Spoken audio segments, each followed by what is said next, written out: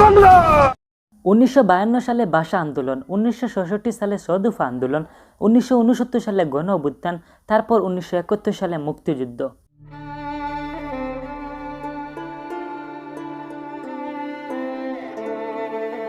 উনিশশো সালে 21শে ফেব্রুয়ারি পূর্ব পাকিস্তান মানুষের উপর বিক্ষোভে ফেটে ফেলল।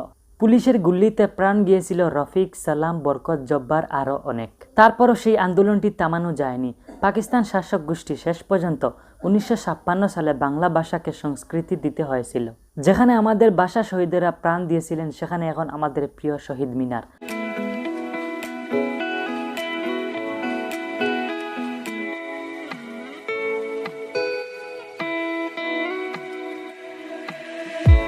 আর 21শে ফেব্রুয়ারি তারিখটি শুধু বাংলাদেশের জন্য নয়, এখন সারা বিশ্বের জন্য এটি আন্তর্জাতিক ভাষা দিবস।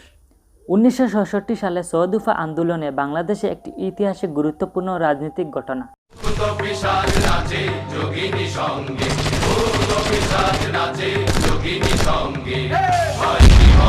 1966 সালে 5 ও 6 ফেব্রুয়ারি পাকিস্তানের লাহোরে অনুষ্ঠিত বিরোধী রাজনৈতিক দলগুলো এক সম্মেলনে আওয়ামী লীগের পক্ষ থেকে শেখ মুজিবুর রহমান পূর্ব পাকিস্তান শাসকের প্রতিষ্ঠানের লক্ষ্যে সদুফা দাবি পেশ করে। দিকে পশ্চিমাদের শোষণ, ওরা আমাদের ভাষা কেড়ে নিচ্ছে। অন্যদিকে বিশ্ববিদ্যালয় প্রশাসন শোষণ করছে কর্মচারীদের। আমরা প্রশাসনের সাথে কথা বলেছি। 1969 সালে বাঙালি জাতির স্বাভাবিক আন্দোলনের অন্যতম প্রধান মাইলফলক 69 গণ অভ্যুত্থান দিবস। পাকিস্তান রাষ্ট্রের বিরুদ্ধে পূর্ব পাকিস্তান জনগণের অংশগ্রহণে 1969 সালে সবচেয়ে গুরুত্বপূর্ণ আন্দোলন সংগঠিত হয়।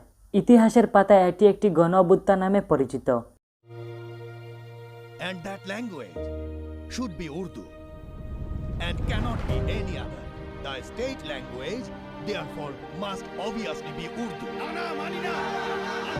সকল গণতান্ত্রিক দল, পেশাজীবী সংগঠন ও মানুষ যার যার অবস্থান থেকে এই আন্দোলনে মুক্ত হন।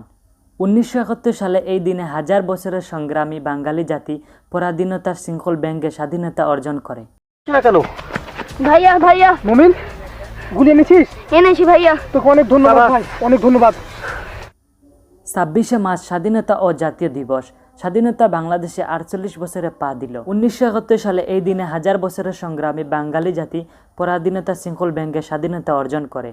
বাংলাদেশের বিশেষ দিন হিসাবে রাষ্ট্রীয়ভাবে দেশের সর্বোচ্চ পালন করা হয় প্রতি বছর 16 ডিসেম্বর। বাংলাদেশের দিনটি বিশেষভাবে পালিত হয়। 1972 সালে 22শে জানুয়ারি প্রকাশিত এক প্রজ্ঞাপনে দিনটিকে বাংলাদেশের জাতীয় দিবস হিসাবে উদযাপন করা হয় এবং সরকারিভাবে ছুটি ঘোষণা করা হয়। সাগর